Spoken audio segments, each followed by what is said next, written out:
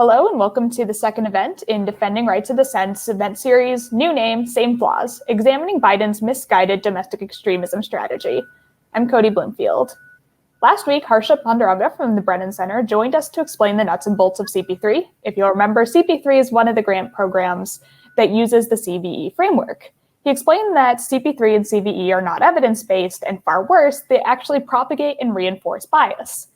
CVE takes symptoms of being a human, complaining, experiencing emotional turmoil, going through breakups, having divorced parents. CVE interprets these symptoms of being a human as red flags for terrorism in ways that reinforce bias and white supremacy. Muslim organizers, social justice organizations, and civil liberties watchdogs have long criticized CVE for furthering bias and trampling over civil liberties. And unfortunately, these concerns are not theoretical.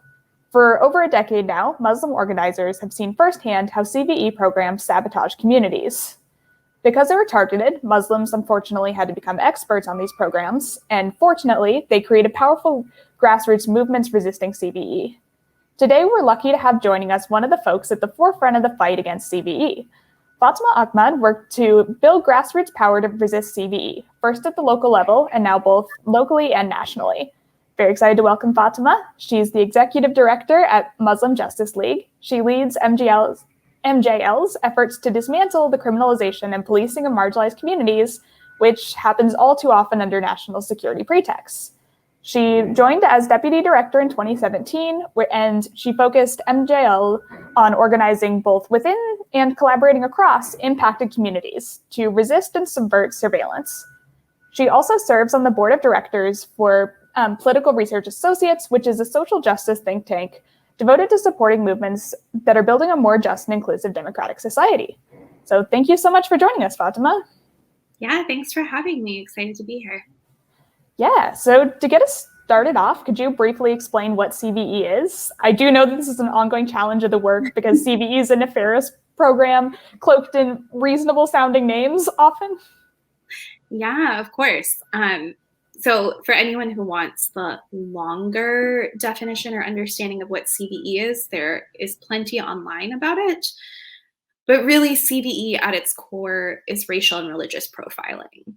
It is a way for the government, for law enforcement agencies to actually encourage community members to profile other community members in the name of, supposed security. So it functions by actually, training people, and that could look like a training at a mosque or a Muslim community center.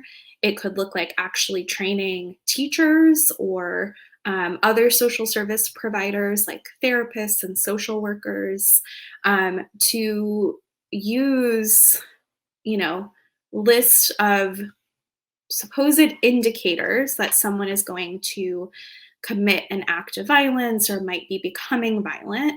But if you look at any of these trainings, if you look at any of these lists of indicators, it's just really obvious that they're not scientifically backed, and it's actually just a way to encourage people to do more racial and religious profiling. So really good examples of what CVE can look like day to day is see something, say something, right? If you are on, say, public transportation and you see any of these like encouragements from typically federal law enforcement to, contact them if you see anything, right? We know that that is predominantly used by people who are seeing Muslims just be Muslim, right? Day to day. People are not calling the FBI when they see a young white man, wearing maybe clothing that could be associated with racism, right, or white supremacy. Most likely people are not calling the cops on that person. They're not, calling the FBI to indicate that something is out of the ordinary, because that's not out of the ordinary. But people definitely do that, right, with Muslims who are just living their lives. So this young boy named Ahmad who built a clock and brought it to school and had his teacher call the cops on him, that's like a really good example of your just day-to-day CVE.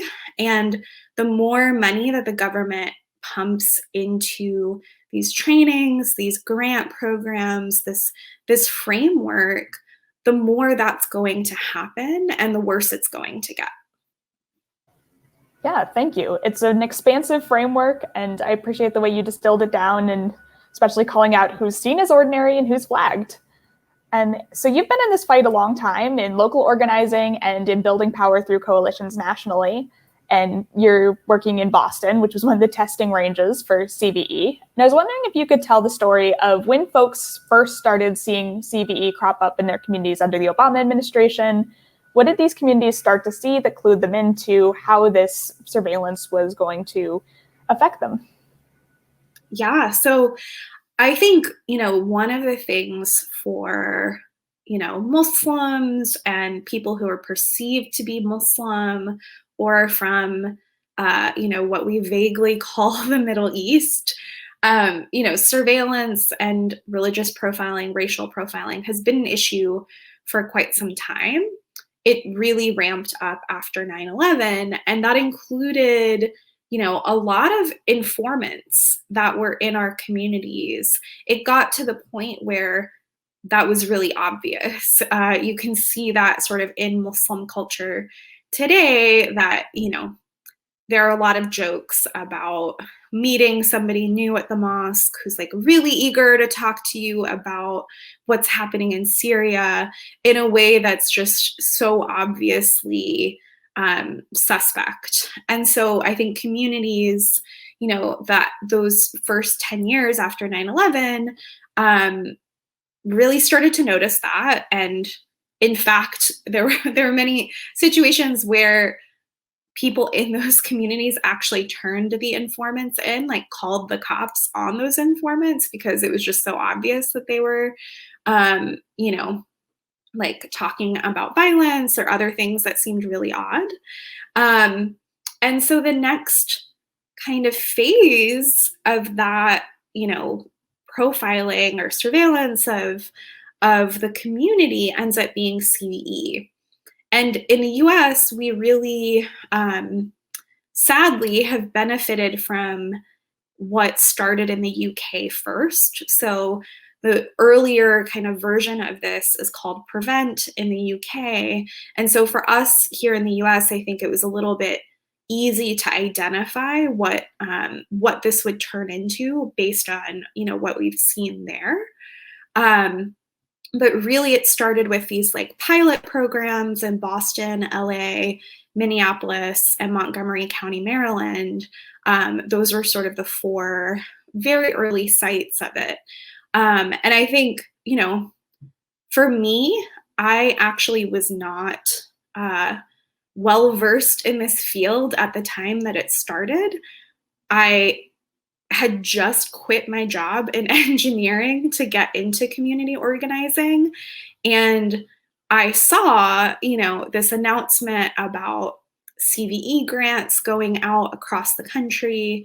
And I could just tell, like, this is some nonsense, right? This is something that is going to make things worse. So I think for a lot of Muslims, it's just so obvious that whenever we're talking about these vague things like extremism and terrorism and radicalization, that's something that's going to target us even more. And so here in Boston, a few Muslim women who were attorneys and had been, really directly seeing the impacts of, surveillance and policing of Muslims and, connected communities for quite some time, knew quickly like this is going to be a problem, and actually started the Muslim Justice League here in Boston because of CVE being announced as something that would be piloted here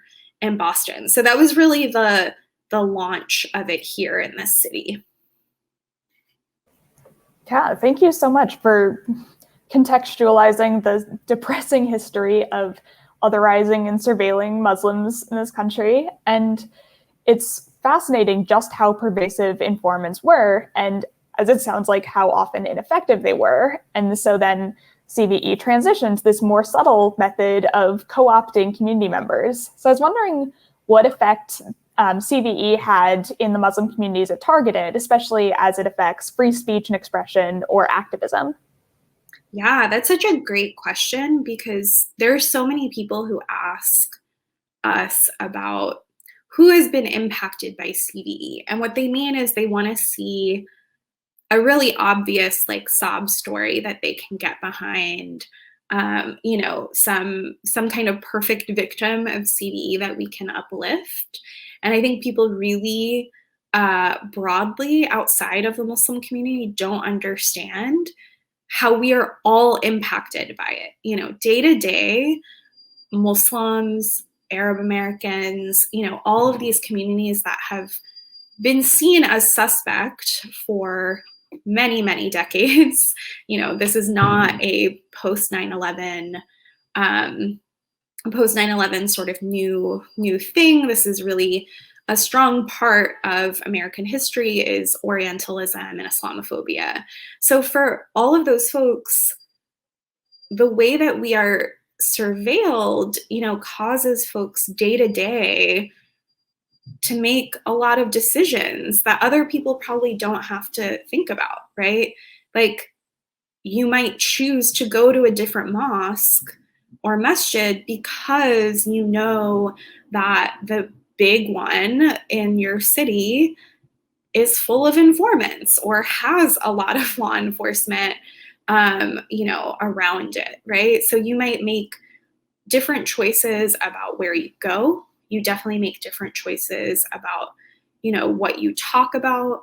And we've definitely seen a lot of younger Muslims in particular here in Boston who were afraid to even speak out against CVE, because literally speaking out against it is one of the indicators, like you're really gonna get caught in this trap, right, of if you become politically active and are organizing against surveillance, you are then seen as potentially radical. And that's such a deep part of why these programs exist, right? It exists to actually squash, political organizing and dissent from our communities. So here in Boston, I could see that really up close and personal. One of the first CVE programs here explicitly targeted Somali youth.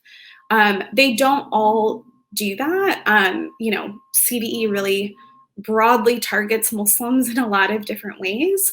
But here in Boston, we had one program that just was so clearly terrible. And it targeted Somali youth who were pretty young, like age 13 to 17. The language that the program used about these youth, and the idea that to improve things, that these young people had to hang out with police officers and that would make things better. Those things were just so offensive to really any Muslim, but especially these youth. So we did a lot of workshops with Somali youth around that program in particular. And some of the things that we would hear back from these young people is just like, why would they spend $500,000, calling us potential terrorists rather than actually uplifting us, right? And putting money towards something that we actually want, right? Like a community center, a place to play basketball. Sorry for the truck going by.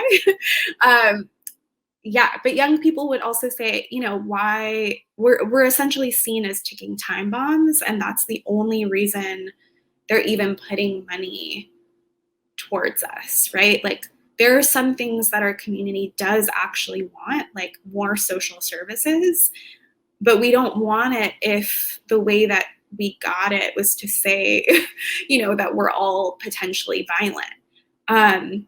So the youth, we would actually have them read through the grant applications. They would see how, this community organization talked about how Somalis in this city, like 90% of them or over 90% live like public or subsidized housing. And yet, the funding wasn't going towards something like that. So it was really upsetting to people to hear this narrative that we're inherently violent and that we only deserve support basically to keep us in check. That was not only offensive, but it actually causes really big rifts in the community. Because again, the way that CVE works is rather than law enforcement doing, the policing and surveillance themselves, they're convincing other people to do it for them, right? They're putting a friendly face on it. And that is on purpose. Again, that is like a counterinsurgency strategy that really gets community folks to do, their dirty work for them. And so then you have, youth in particular wondering, what mosque can I go to that would be safe? What soccer program or basketball program or after school tutoring program can I go to? Where are these places getting their money from? What did they say about us to get this support? And so you have folks, even more than previously, wondering who they can trust within their community, because it's no longer, an obvious informant or outsider who's pretending to be Muslim. It's actually people in your community, or it's your teachers, or it's your therapist who were trained on this kind of thing. So that is like a deep psychological impact, right? That you don't know who you can trust. And these are places and people who you are supposed to trust, right? These are the, helping professions. These are the community centers, places of worship, that other people get to see as sanctuary. And our community doesn't have that. So we definitely saw that, within the Muslim community nationally around, CVE launching was this big, rift between who is now surveilling us within our own community and who is being surveilled. And it also chills access to social services. So you're suddenly going to have, people wondering like, oh, is my therapist going to take all of this information back to the FBI? Like, who can I actually talk to about my problems or when I need help? And will they actually help me? Or are they going to use this, this literal profile, right, of who they think a terrorist is? Am I going to just be compared to that? Yeah, it's a totally insidious program. It's just threat assessment masquerading as all these different social services. And of course, making decisions around being seen as a time bomb has an impact on people constantly. But despite all this, Muslim organizers have done remarkable work trying to resist these programs and getting the word out. And in several instances, activists against enormous uphill battles have succeeded in getting towns and communities to reject CVE funding and programming. Can you talk a little bit about what that fight looked like in Boston? Yeah, I think here in Boston, it's interesting because we're a city that thinks of itself as very progressive, but also really loves, policing and surveillance. So according to Stanford University, Boston has the highest density of surveillance cameras in any large city in the US. Even though this is a city that also banned facial recognition. So there's actually like a lot of horrifying things that happen in Boston because people aren't paying attention, or because, they like the idea of community policing. So I think that has been one of our battles here in Boston, is to help people see that CVE is not, it's not an alternative to policing. It's not a fluffy, feel good path to helping people, which is how the CVE proponents want you to see it, right? And want you to think about it. They want you to think, yeah, this is like teachers and therapists helping people get off-ramped from violence before they commit violence. They don't tell you up front all of the disclaimers that they have about how none of these indicators actually indicate that someone will commit an act of violence, that we don't know who will do that, and that this is just encouraging people to really use junk science to profile people. So here in Boston, because that specific program was just so clearly terrible, there was a lot of pushback from community members, not just Somali youth, but Muslims broadly, immigrant, Black community.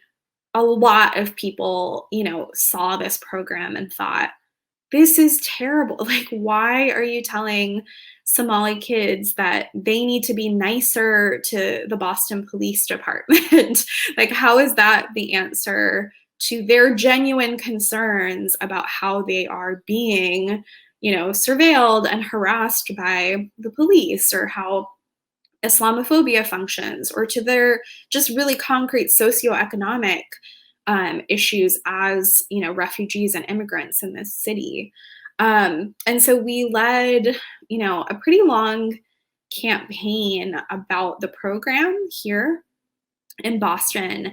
We did a lot of youth workshops, and like I mentioned earlier, a lot of the Somali youth were like, we are upset about this, and also we feel like we can't speak out, or our families don't want us to speak out because we're going to be targeted even more. And so a lot of them said, we feel like we can't be the organizers leading this, but we want MJL to keep doing this. We appreciate that somebody is saying something about it. And so we and other community organizations continued to advocate about it. We did a lot of just collecting testimonies, just having people share like what they honestly think about the program, and also what they would do with that money. And this was a $500,000 grant from the Department of Homeland Security to do this program. And a lot of people had great ideas, for what they would do with $500,000 that was not, profiling Somali youth. I will say, unfortunately, the BPD continued to be part of that program, I think, for the full year and a half or 2 years of that first grant.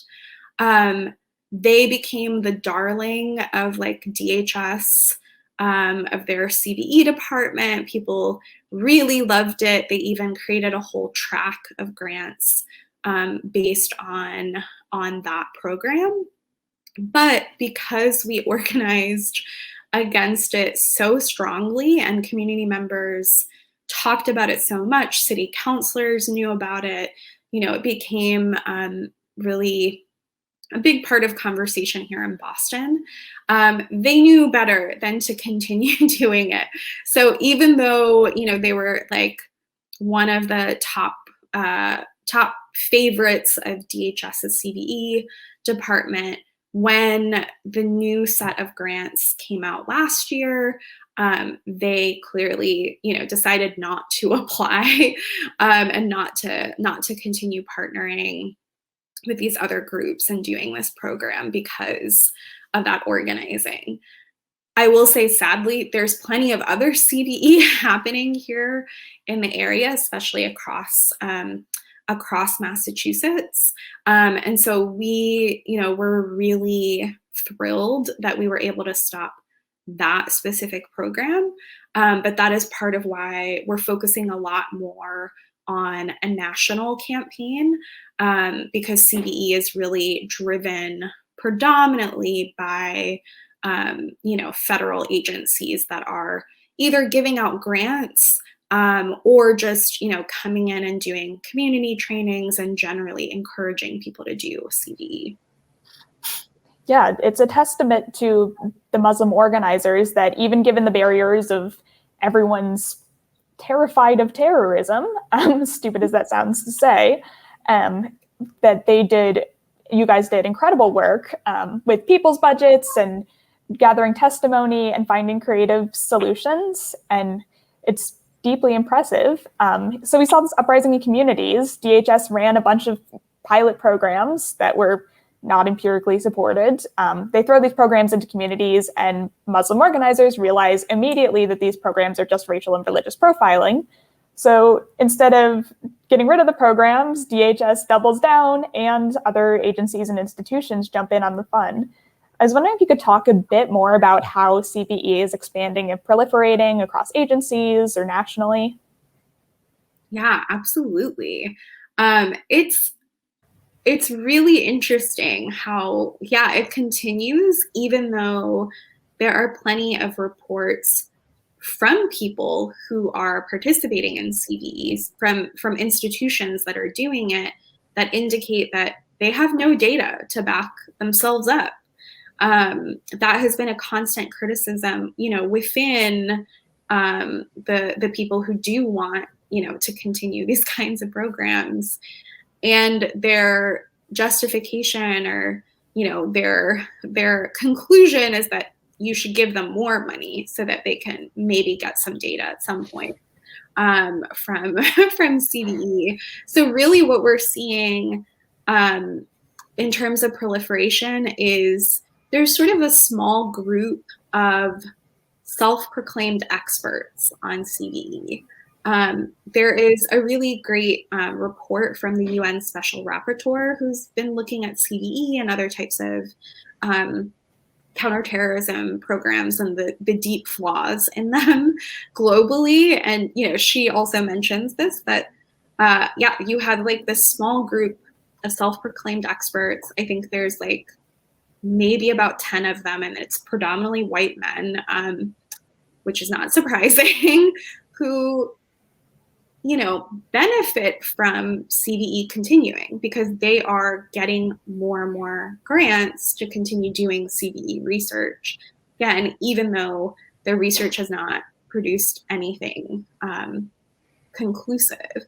And so you have, in addition to the grants that actually go into communities, you actually have a lot of funding going to specific universities. So University of Massachusetts in Lowell is one of them nearby here in Boston that we're concerned about. They have, one of these people and one of these, departments that is just producing a lot of nonsense about CVE. And nobody is questioning the fact that, they stand to benefit from CVE continuing since they are the same people who will keep getting that funding. So you have the academic kind of industry propping it up. But the other side of it is really progressives, unfortunately. Like you said, this was launched under the Obama administration. And while conservatives, often their critique of CVE is just they want to just explicitly go after Muslims. They don't need, a soft, fluffy reason to do so. Progressives and Democrats, unfortunately, think that these types of community policing initiatives or this kind of supposed soft surveillance is a good alternative to like hard surveillance. And so you see this continue actually under Democrats. So it's incredibly disappointing that, say, the Biden administration, even though during this recent election, they made a campaign promise in one of their platforms to end DHS's like most recent CVE department. Really what they ended up doing is just renaming it. It's the exact same thing, exact same people. They're doing all of the same programming, but they just renamed it. And so what we're seeing right now in this moment with this CVE renaming is they're broadening how they talk about it. They really want it to seem like they're going after all types of violence, right? They want it to seem like, okay, we're going to do something about white supremacy and we're going to do it through this CVE thing. But the reality is, you know, those of us at MJL and other Muslim organizers who've been leading on this front for quite some time have said, we're not asking you to do equal opportunity surveillance or equal opportunity policing. You know, like trying to apply this to white supremacy is not actually an answer, because that's not going to address white supremacy in and of itself. But that's definitely how we're seeing it proliferate even more at the federal level right now, is trying to do this kind of equal opportunity CVE. Yeah, it's been disappointing to see. Reading through Biden's national strategy for countering domestic terrorism, it almost looks like he just used find and replace to change the war on terror, Islamic terrorism language to white supremacist violence language. And I think it's surprising for people who are new to this issue to hear that it's predominantly Muslim-led organizations who are organizing against these programs that now nominally target white supremacists. But as you say, Muslim communities and activists are the experts. They experienced it for over a decade, unfortunately, and continue to oppose the program. And so I was wondering if you had any closing remarks about why the rebrand focusing on white supremacy will just continue to reinforce white supremacy, and any lessons you wish the Biden administration would take from the years of Muslim grassroots organizing. Yeah, absolutely. This is a really important thing for progressive folks to hear, because it's often progressives who are pushing for this and are not listening to Muslim folks predominantly. I've seen plenty of hearings at the federal level that are talking about what they're going to do about white supremacy, and they're just listening to white men who talk about it, some of whom are, formerly white nationalists or white supremacists, rather than actually listening to the communities who have been impacted by white supremacy and impacted by policing and surveillance. The reality is, even though, Biden, Secretary Mayorkas, and a lot of current officials are making it sound like this is doing something about white supremacy, if you actually look at the materials and the way that all of this funding and all of these programs are being set up, they talk about racially motivated violent extremists or anti-government violent extremists. Everyone is a violent extremist. It's just, what category do you fit into? And that is supposedly so that they can capture white supremacy alongside, supposed Black identity extremism, which we know is ridiculous. And so in reality, they're actually, shifting the language of these programs to be so broad that, we know that they're actually just going to keep going after Black and brown people, Muslims, leftists, animal rights activists predominantly. They're not setting up grants or anything that's like only about white supremacy and really addressing white supremacy. It all uses this vague language of domestic violent extremists, or one of them that is just so absurd is like abortion-related violent extremists. And it quite literally says in the description that it's like, people on either side of that debate, as if people on both sides of that debate have, both committed equal amounts of violence.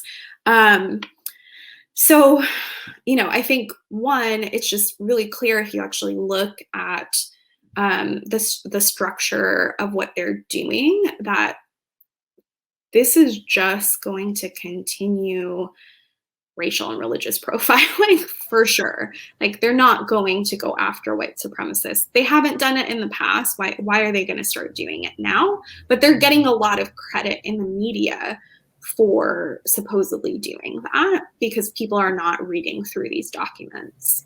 The other part of it that just really, really gets under my skin is, the idea that any of this will address white supremacy. So CVE, not only is it using this like flawed junk science idea that pathologizes, violence, it really focuses on like individual people as if they're going to be able to intercept every individual who's going to commit an act of violence rather than just looking at the roots of violence, right? This happens in, I think, conversations about policing and abolition pretty constantly. So people think that abolitionists don't care about violence, when in reality, we are the ones who are actually trying to address it at its root, right? Using real ways that actually prevent violence, not methods like CVE that are actually just going to uphold white supremacy even more. So for me, when I see that the military, the Department of Defense, is going to have a CVE working group so that they can find violent extremism, extremists within their ranks and make sure that, nobody who believes in QAnon, I guess, is in the military, without talking about the millions of people that have been killed and displaced by the military, like how extremely violent that actually is. It's just so wild to me that people would applaud, them supposedly finding individuals within the military that they're concerned about and not addressing what the military itself does, right? And its role in white supremacy. So I think, unfortunately, CVE also gives the government this pass for doing some kind of like flimsy Band-Aid, individualized Band-Aid solution, and it's not a solution to white supremacist violence. I am somebody who grew up in a place where, neo-Nazis were active, the KKK was active.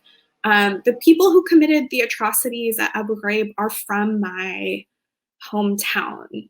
Like, I have witnessed that sort of white supremacist violence at all levels. CVE is not going to stop some kid from, harassing me, or stop some neo-Nazi from harassing my family. It's absolutely not going to get at that. And, doing some kind of CVE working group in the Department of Defense was not going to prevent, again, what happened at Abu Ghraib, what has happened at Guantanamo continues to happen at Guantanamo. And so it's just deeply concerning that people are taking this at such a superficial level, and patting people on the back, patting law enforcement agencies like the Department of Homeland Security that were built on white supremacy and Islamophobia, for supposedly, throwing money at this issue, when actually the core of what these institutions do is white supremacy. And without addressing that, you are going to continue to have, individual people who fall into, these types of groups that they're supposedly concerned about. So I think, again, I mentioned earlier that I was doing engineering and quit, and then got wrapped up in all of this anti-surveillance work. And so as an engineer, I think it's also just mind-blowing to me that people can like throw so much money and energy at something that is not a real solution, rather than just looking at the system as a whole and listening to people who, have been chewed up and targeted and impacted in so many ways, and have actual, real solutions to violence, and particularly white supremacist violence. So yeah, I think, any sort of equal opportunity CVE is not going to help us. It's not going to address white supremacy. It's actually just going to continue it. Thank you so much. Yeah, there's all this both sidesism happening even before you factor in any of the structural bias. And it's this psychological warfare that just damages communities, what you've said. And all of this is not even evidence-based. There's not even on their own terms an upside to security or safety. So I really hope the Biden administration does take lessons from Muslim organizers. And I hope that they do think critically about these programs and don't just take them at face value and for a pat on the back. So thank you so much for joining us, Fatema. That's Fatema Ahmad from the Muslim Justice League. Thank you so much for sharing these stories from Muslim activism and lessons from the front lines. And happy Eid to folks who celebrate it. And thanks for tuning in today. If you want to learn more about CVE, tune in same time next week, Wednesdays at 3 p.m. Eastern and 12 noon Pacific. Thank you so much, Fatema. Thank you, and Eid Mubarak.